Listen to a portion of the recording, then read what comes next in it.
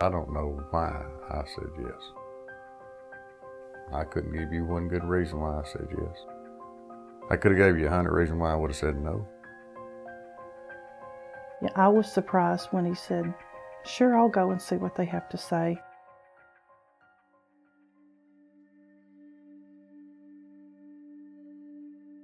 Since he agreed to go, I committed to the Lord that I was not going to say anything about his drinking.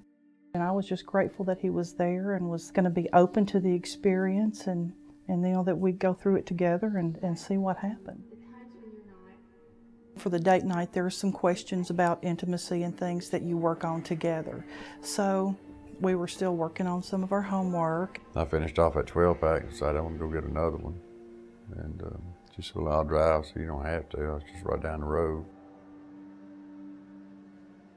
And we were still working on our homework. He had stopped to take a break and go outside and have a cigarette. I had me a beer, I went outside, and it just got through raining, and breeze was blowing, and I was sitting there, and I just started to take a drink of the beer. And Jesus said, you need to go pour that out. And then he says, you need to go pour it all out.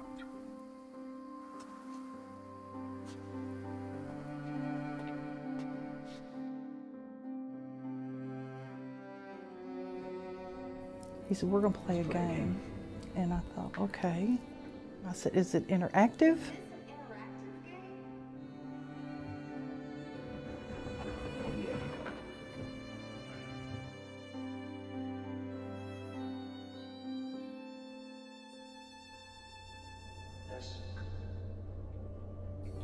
The first beer he poured out and said, I pour out my selfishness.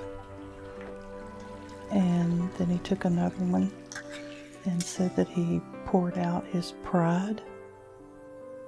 And then he opened another and said, I pour out my anger.